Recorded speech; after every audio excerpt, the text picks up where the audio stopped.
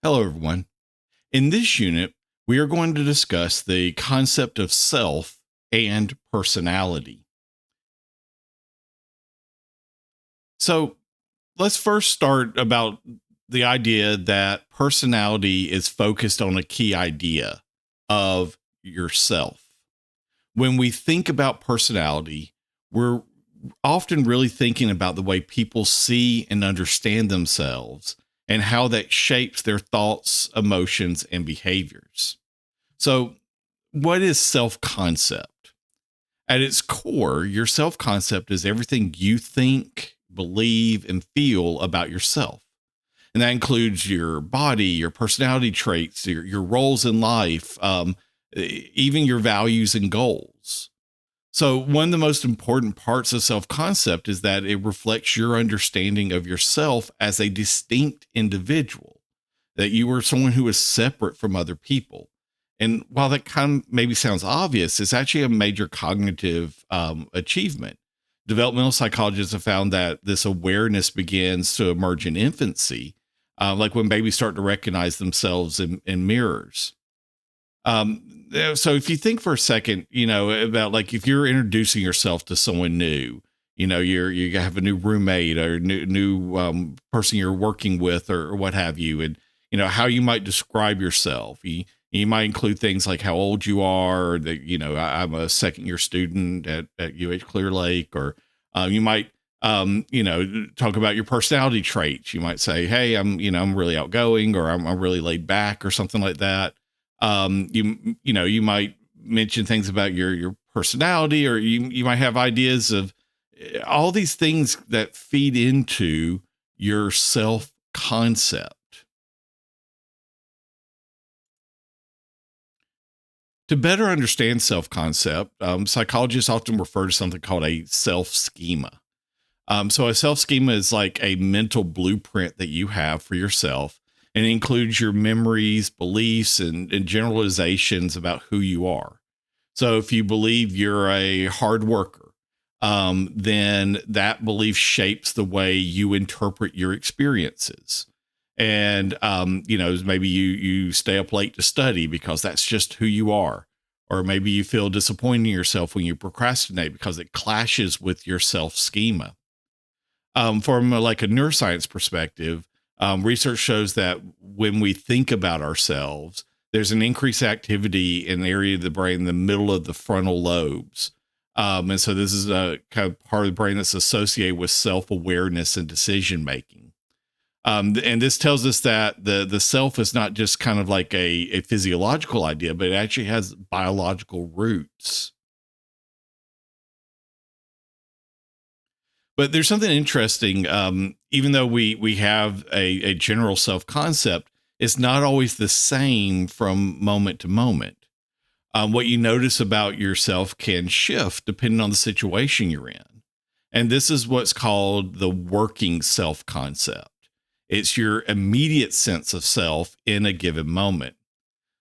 So imagine like that you're the only woman in a group of men who are working at an engineering competition, or the only international student who's a member of a discussion group. Suddenly, then your gender or your nationality might become a much more central identity in that context, even though it might not be something that you usually kind of think about all the time. It's that kind of working self concept in action that it highlights the parts of your identity that are most relevant in a given moment. And this fluidity can actually be really adaptive. It can allow us to respond to different social environments and expectations. So now let's talk about self esteem, which is basically how you feel about your self concept. Are you confident and proud of who you are? Or do you often criticize yourself and feel like you're not good enough? One theory is called reflected appraisal. And this is the idea that we base our self esteem on how we think others see us. For example, if you believe your peers see you as smart and capable, then you're more likely to feel good about yourself. But if you think that that you see, that you're seen as awkward or unintelligent, even if that's not true, it can lower your self-esteem. Something that's another kind of thing that's received a lot of attention recently is this idea of self-compassion, which is the idea of treating yourself with kindness and understanding, especially when you mess up or you go through something difficult. There's a study that found that self compassion was a strong predictor of mental health during the first years of college. Um, because that's often a really stressful time for individuals. Um, Interesting, even though we often talk about self esteem as being really important, there is research that shows it's only kind of weakly related to objective life outcomes like job performance or academic success. People with high self esteem do tend to report feeling happier, but that doesn't mean that they're necessarily kind of like doing better in life.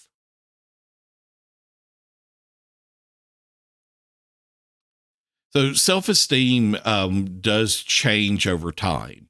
It tends to drop during adolescence, especially for young women in the ages like 18 to 22. And there's a lot of kind of reasons for this dip. Increased social comparisons and academic pressure, body image concerns, the basically the identity development during this time all kind of comes into play. Um, on the other hand, as you age, the self esteem often kind of stabilizes, improves as people move into adulthood and they kind of become more comfortable with who they are.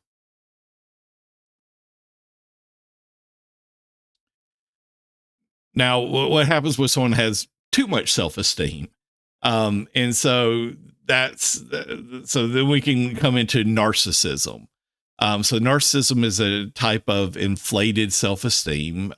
People who are narcissistic tend to view themselves as superior to others. They crave admiration. Research into narcissism has shown over time that there's actually been an increase in it among like American college students. Measuring from the 70s to the 2000s. Um, and you know, there's still some debate about if that stand is like if that trend is kind of still continuing. But over time, people usually do become less narcissistic as they mature.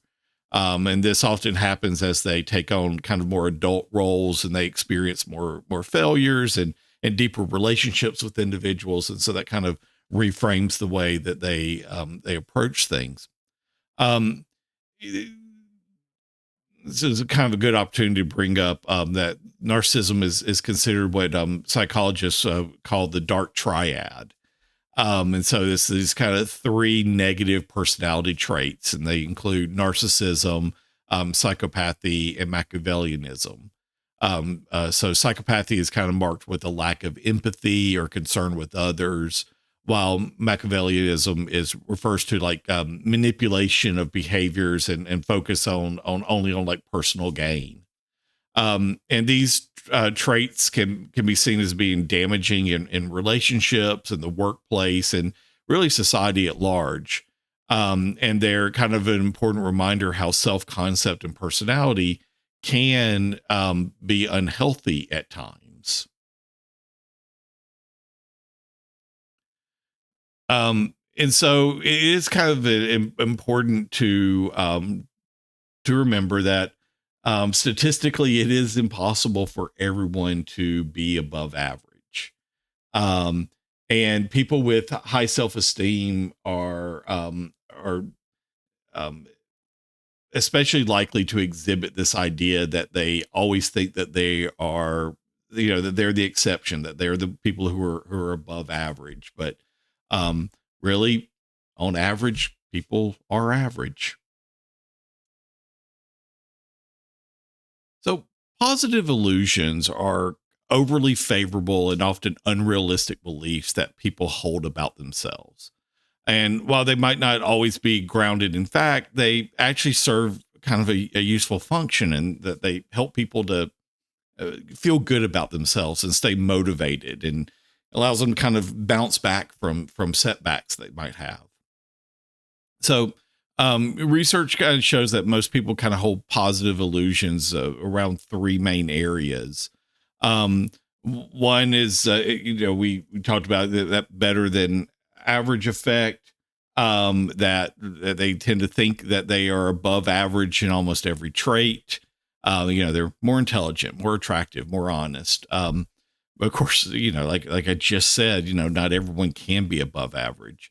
A really kind of good example of this, if you ask people about their driving ability, and almost everyone rates themselves as an above average driver.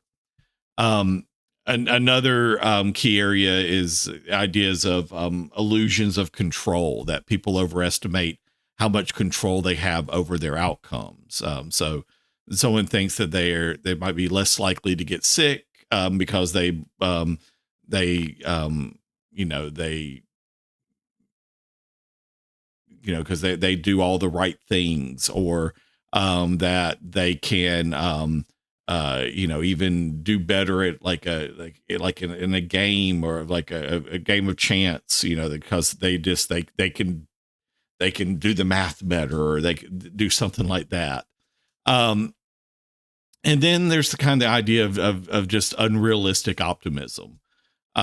We tend to believe that our own future will be especially bright, that good things will happen, that we're more likely to land our dream job or to have happy marriages than other people.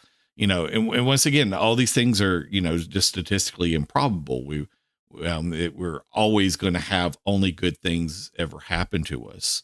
And so it's important to remember that even though these kind of illusions aren't always reflection of reality, they do help us to promote a positive well-being, at least in some level of moderation. This helps us, helps promote positive mental health. But when we are evaluating ourselves, this is not always done in isolation. We often judge ourselves in comparison to other people, and the direction of how we compare is actually important. So a downward comparisons are when we compare ourselves to someone that we see who is worse off or less competent or something like that. So for example, if you made a B on your last exam, you might think, well, at least I didn't fail like that other person I know in the class. And that's a way that you kind of boost your self-esteem by making you feel better in contrast to someone that you think did worse than you. On the other hand, there is upward comparison, which is the opposite of that. That's where we compare ourselves to someone who seems better than us. And so, someone who you had a class with, and they got this like really cool internship, and you're like, well, I'll never be able to do that, or something like that. And so these comparisons can actually lower your self-esteem, especially if you feel like you can't reach the level of what that other person was able to achieve. And there's also the idea of temporal comparisons, which is that we compare ourselves to our past selves. So you might think, well, I feel more confident about, my abilities this year than compared to last year. And which can give a sense of progress and personal growth, which can be positive for self esteem. So it isn't that like comparisons are all bad, but they can affect how we feel about ourselves in a given situation, depending on the direction and who we choose to compare ourselves with.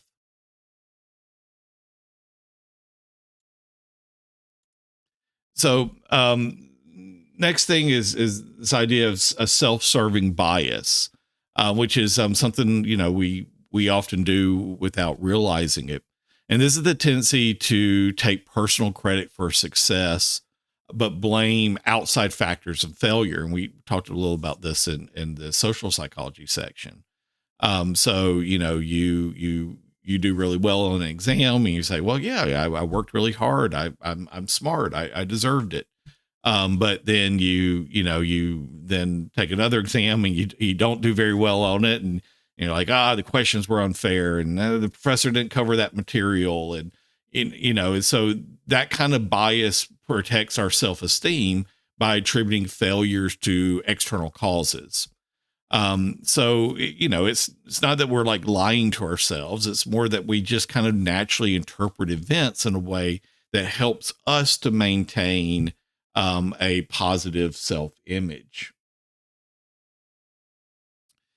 Now, it's also important that we see ourselves in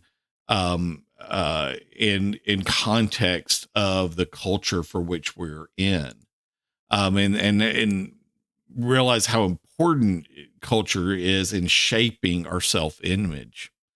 So, one way to kind of look at this is the idea of kind of looking at uh, if we're looking at kind of more individualist cultures like we see in the U.S. and Canada and much of Western Europe, where you see that there's kind of this focus on personal achievement, self expression, and independence. And so in these cultures, people are kind of more likely to emphasize these individual traits. So being assertive or being creative or being unique can be more important. Whereas if you're looking at some more collectivist type cultures, if we're looking at Japan or China or Pakistan or some areas of Africa, these tend to kind of emphasize group harmony and interdependence and conformity to social norms. And so people in these cultures may describe themselves in terms of their relationships. They're a good child, they're a loyal friend, they're a supportive teammate, rather than describing things in personal terms. And we see this, that these differences of positive illusions and self-serving bias tend to be more common in individualist cultures where the goal is to stand out, rather than in more collectivist cultures where the focus is more about fitting in and maintaining harmony.